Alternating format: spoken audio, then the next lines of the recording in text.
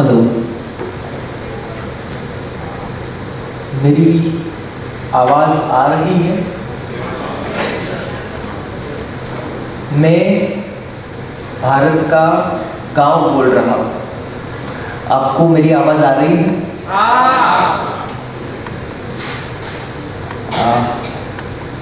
मेरा निवेदन है, जो टेक्नीशियन भैया है, अगर मेरा आप पीपीटी रोल करें।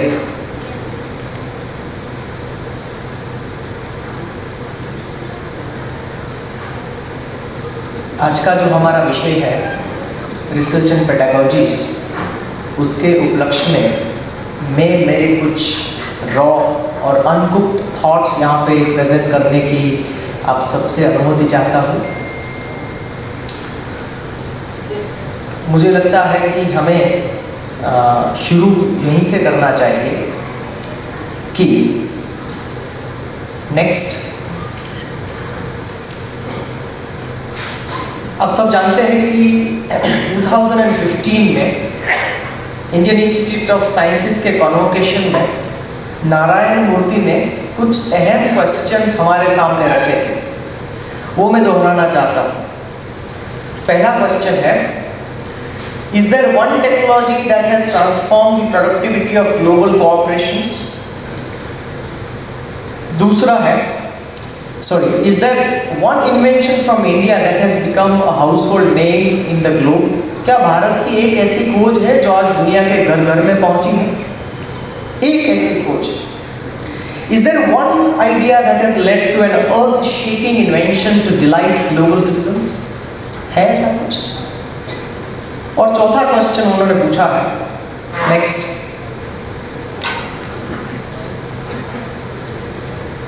हाँ folks, the reality is that there is no such contribution from India in the last 60 years. છેલ્લા 60 વર્ષમાં ભારતે એક પણ એવું નોંધપાત્ર પ્રદાન કર્યું નથી. And this is stated by Narayan Murthy in the convocation of Indian Institute of Sciences in 2015. हमें क्यों इसको सीरियसली लेना चाहिए? मुझे लगता है कि पहले हमें ये तय करना पड़ेगा कि हमारी नेशनल रिसर्च प्रायोरिटी क्या होनी चाहिए, कॉर्पोरेट या एग्रीकल्चर। वैसे तो हम बोलते हैं कि भारत एक कृषि प्रधान देश है, लेकिन आप सबको ये जान के शायद ताज्जुब होगा, out of 100 higher education enrolment only 1% goes for agriculture and allied fields. 1% हमारा हायर एजुकेशन का स्टूडेंट एग्रीकल्चर और अलाइड में जा रहा है। तो क्या ये सही है? I am here to raise more questions than answer a few. आपके सामने अभी जो एग्रीकल्चरल टूल है, जिसको हम इंग्लिश में सिकल कहते हैं, गुजराती में दातरड़ी कहिए છીએ, do you know how old it has been in India, in the world? It predates Rigveda. Rigveda से पहले से हम यूज कर रहे हैं, आज तक हो रहा है।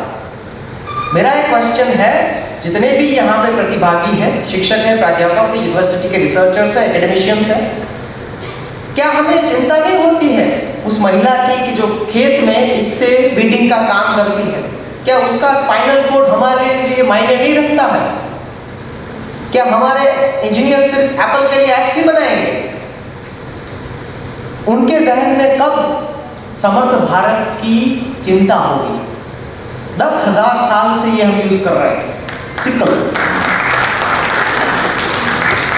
What is our national priority? मैं ये नहीं कहता कि हमें ऐप्स नहीं बनानी है, बिल्कुल बनानी है, लेकिन अगर प्रायोरिटी डिसाइड करेंगे तो कहाँ से शुरू करेंगे? ये मेरा प्रश्न है अभिसंधान में। दूसरा है, next, what is our research direction? Standardisation और कस्टमाइजेशन। सबके लिए एक ही रंग के फूल क्यों? सबके लिए एक ही करिकुलम क्यों?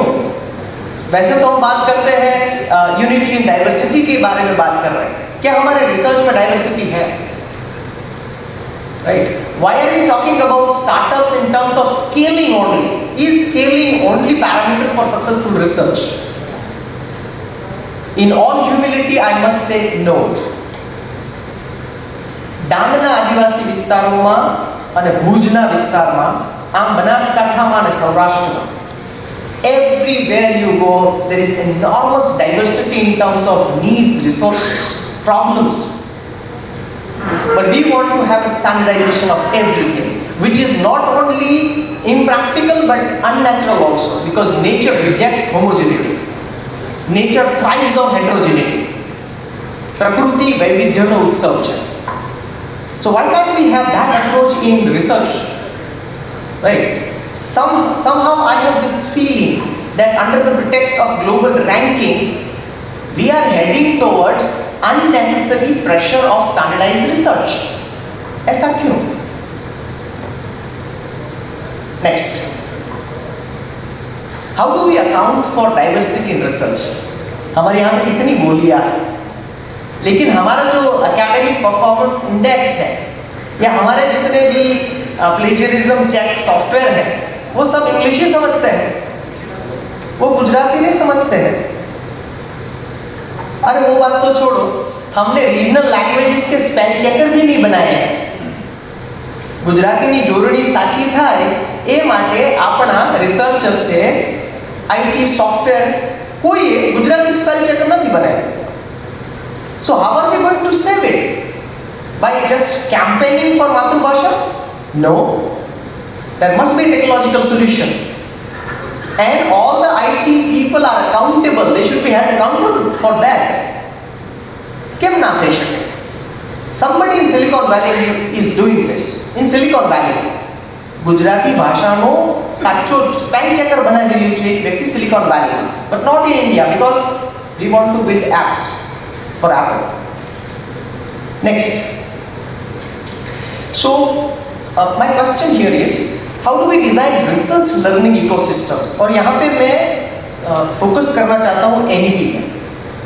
NEP को अगर आप गौर से पढ़ें, एंड जब मैं कहता हूँ गौर से, I mean the full draft which is 487 pages. उसमें हर जगह पे every minor nuances speaks volume about preparing inquisitive minding.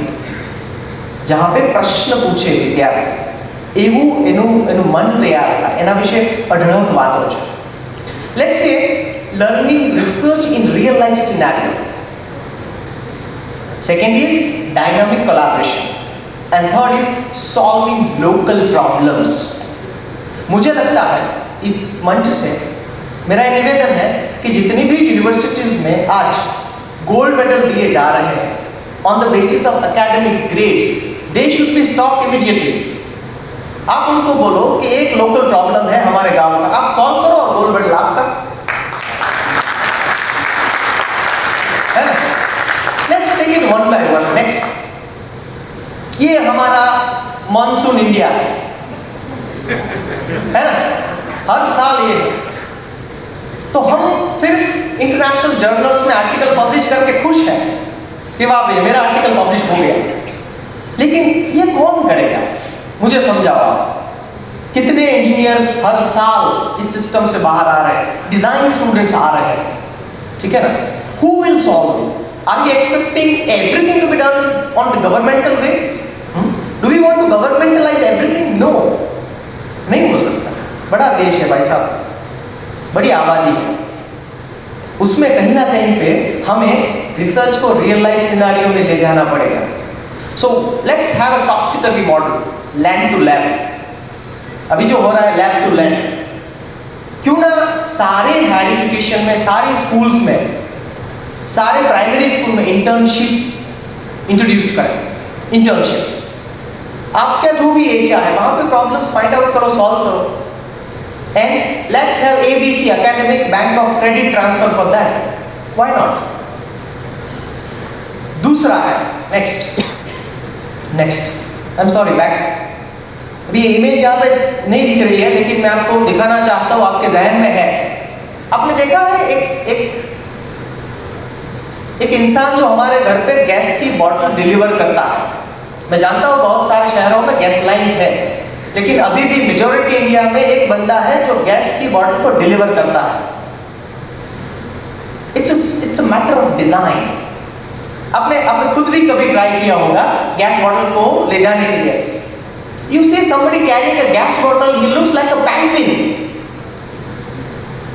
क्या सिर्फ उसका डिजाइन चेंज करना है? कितने साल लग गए? मुझे लगता है सिर्फ सिकल में अगर हमें 10,000 साल लगे तो इसका मुझे पता नहीं कितने साल लगेंगे। लेकिन ये रियल लाइफ प्रॉब्लम्स है हमारे सबके। Next, dynamic collaboration. इसके ऊपर एनईपी ने बहुत अच्छा काम किया है, जिसको बोलते हैं प्रोफेसर ऑफ प्रैक्टिस। आप में से बहुत सारे लोग इनको जानते हैं। इनका नाम है मनसुख भाई प्रजापति, वाकानेर से है, मोरबी से है। इन्होंने मिट्टी का फ्रिज बनाया है, 10th फेल है। मिट्टी का फ्रिज, इसका टेम्परेचर 20 डिग्री रहता है। उसमें अगर सब्जी फल रखो तो 5 दिन तक अच्छे रहते हैं वो। Eco friendly, sustainable. एक ऐसा पॉटर का लड़का जो 10th फेल है, उसने ऐसा इनोवेशन किया। बहुत सारे इंटरनेशनल इसका वीडियो टैग टॉक भी है इनका। तो क्या हम मनसुख भाई को हमारे क्लासरूम में एज ए फैकल्टी अपॉइंट क्यों नहीं कर सकते? Why do we need a PhD for that? NEP में इसका प्रोविजन है। और हमारे जो प्रीमियम इंस्टीट्यूट्स है, जैसे कि IITs, IIScs है, प्रोफेसर ऑफ प्रैक्टिस को ला सकते हैं। Somehow this race of paper qualification is diluting quality like anything. When something becomes minimum, quality deterioration is guaranteed, like PhD. જે qualification minimum થઈ જાય ને એમાં quality નીચે જાય છે, at least in India. So why not have professor of practice in research? આપણા ગામનો કોઈ ગેરેજ વાળો, કોઈ ખેડૂત, એને કેમ યુનિવર્સિટીમાં પ્રોફેસર ન કહી શકે? માનદ ડિગ્રી ના આપી શકાય આને? Why can't we have honorary doctorate to Mansukh bhai? This is what I mean by dynamic collaboration. Next, if you type tourism in India, you will see an image wherein rural women are carrying pots and they are walking kilometers to fetch waters, and we call it tourism. ભારતના ગામડાની બહેનોને આજે પણ પાણી ભરવા જવું પડે, and we want to engage them as part of tourism. This was invented in 90s in South Africa. In 90s. It has come to India recently. But very interesting. It's called water wheels, and it saves a lot of efforts of women. Now children are enjoying this. But do we have such matrix, such modus operandi wherein we can identify local problems and solve them? Fortunately, thanks to government of Gujarat. Next, right now this beautiful thing is happening, and I would like to share with you this news. Sometimes good GR are not advertised properly. સરકારના સારા પરિપત્રો બહુ સારી રીતે advertise થતા નથી. So government of Gujarat has listed 775 problems, and these problems have been given to all the schools and universities to be solved. And now students are working on that. This is the method I am proposing. Beautiful method. Next, this I found from a professor of IIT Kanpur. A beautiful way of classifying what kinds of research do we need. First is investigator centric, where there is a lot of observation, high tech research, laboratories. Second is knowledge demand centric research clusters. For example, आज electric cars का जमाना आ रहा है, industry की demand है, तो उस demand को एड्रेस कर पा रहे हैं। मुझे लगता है कि हमारा academic curriculum, I am sorry I am generalising this, but हमारा academic curriculum at any given day कम से कम 3 से 5 साल पुराना होता है, कम से कम। इसलिए इंडस्ट्री में जब स्टूडेंट्स रिक्रूट होते हैं, so they have to retrain them. तीसरा है कम्युनिटी सेंट्रिक, जहां पे हमारा विश्वविद्यालय भी काम कर रहा है। We are trying to solve community problems, basic community problems. और चौथा है business centric, wherein we have links for local and national industries. Right, अभी हमारे माननीय प्रधानमंत्री जी ने इसके ऊपर बहुत ही अच्छा एम्फसाइज किया है। ये वो चीज है, local and national industries. Next, last बड़ा ही इंटरेस्टिंग कंसर्न है, उसके बाद हम पैनल डिस्कशन में जाएंगे। मुझे लगता है कि no matter what discipline we are into, हम किसी भी विद्या में काम कर रहे हैं, we must ensure responsible research and innovation. हर इनोवेशन अच्छी नहीं होती है या हर इनोवेशन का यूज अच्छा नहीं होता है। तो we must ensure social responsibility, ethical responsibility, environmental responsibility. वरना जिस इंसान को हमने डीडीटी के लिए इन्वेंशन के लिए नोबेल प्राइज दिया था, उस डीडीटी को हमें बैन करना पड़ा। तो कितना दूर देख सकते हैं रिसर्च को। और फ्यूचरिस्टिक, मैं जानता हूं इतिहास बड़ा अच्छा बोध देता है, लेकिन अगर हम अपने आप को इतिहास की जंजीरों में जकड़ के रखेंगे तो आने वाली पीढ़ियों को हम बड़ा ही नुकसान करेंगे। तो क्यों ना हमारा रिसर्च फ्यूचरिस्टिक हो, आने वाली सोशल, कम्युनिटी, हेल्थ, वेलबींग की जो भी रिक्वायरमेंट्स है उसको एड्रेस करें। नेक्स्ट एंड लास्ट,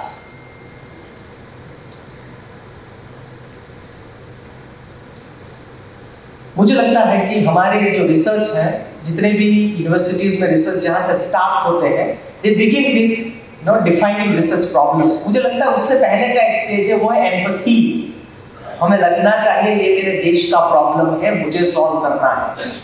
अगर 100 में से 17 लोग हायर एजुकेशन में पहुंचते हैं, उनमें से मैं एक हूं, तो ये I have this honours on my shoulder, ठीक है, ये आउट ऑफ कंसर्न होना चाहिए।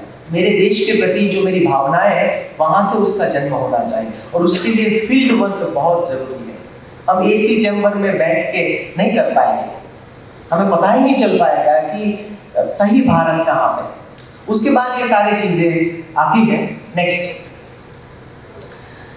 पेडागोजिस्ट के बारे में मैं आपको एक थोड़ा फनी है लेकिन दुखद भी है, एक चीज आपको दिखाना चाहता हूँ। लेडीज एंड जेंटलमैन, आपके सामने प्रस्तुत है 200 year journey of a car. ये 200 साल पहले की कार है, और नेक्स्ट ये आज की कार है टेस्ला। अब देखिए, इसमें चेंज नहीं है, ट्रांसफॉर्मेशन है। नेक्स्ट, अभी फोन की जर्नी हम देखेंगे। नेक्स्ट, ये है पहला फोन और ये आज का है। अब दिल थाम के बैठे, ये है हमारा क्लासरूम 200 साल पहले का। नेक्स्ट, लीनियर, और ये आज का है। जहां से सबसे ज्यादा इनोवेशन की हमारी अपेक्षा है, वो क्लासरूम 200 साल से वैसा का वैसा ही है।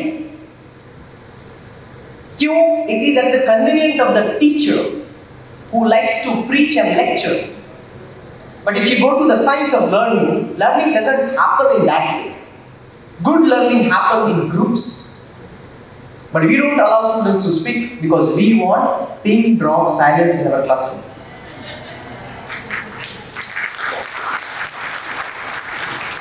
So this is the high time we should ban lecturing as a mode of teaching. This is the reason why college students are bunking. See, they are clapping. Because we are actively engaged in boring them. And there are fantastic ways.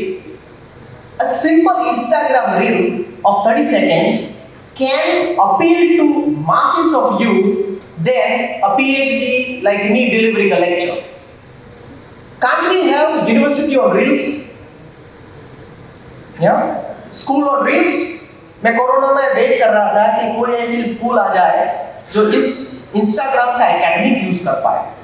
We have to go where our students are rather than pulling them, pressurising them, come to the classroom, organising motivational seminars, क्या बात है, पढ़ो। वो नहीं है, because there are other interesting stuff going on. तो pedagogy we have to rewire, and by rewire I mean we should go to the mammalian ways of learning. Biological, we have to understand biology of learning. वो तो हम पढ़ते नहीं, एक भी BEd college आप मुझे ऐसी दिखाओ जहां पे न्यूरोलॉजी ऑफ लर्निंग पढ़ाया जाता है, एक भी BEd college. No, we teach only psychology, but actual hardware is this neurology. Anyway, this is not the right occasion to talk about that, but these are some of my concerns. I have shot in dark. मैंने तो ऐसे ही कुछ बातें की है। मैं गांव में रहता हूँ, ज़्यादा मुझे समझ नहीं पड़ती है। जितनी भी समझ पड़ी है मुझे आपके सामने पेश करने की कोशिश की है। अब नेक्स्ट इस दो क्वेश्चन से हम पैनल डिस्कशन शुरू करेंगे। And I am privileged to have esteemed colleagues like Ajinkya ji और चंदवानी जी। तो मेरे दो क्वेश्चंस हैं, तो हम उससे शुरू करेंगे। फिर मैं दोनों कलीग्स को रिक्वेस्ट करूंगा कि वो अपने आइडियाज को हम सबके साथ शेयर करें और we will have question and answer sessions also. तो पहला क्वेश्चन है, how can we put the research focus back to the real concerns of society? कैसे करेंगे हम समाज की जो प्रॉब्लम्स है उसको रिसर्च को कैसे जोड़ेंगे? और दूसरा है, how can we de lecture education, जो पेडागोजी का है।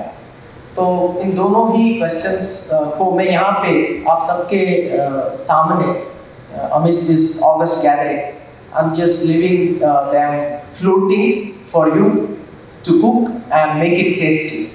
Yeah, thank you so much.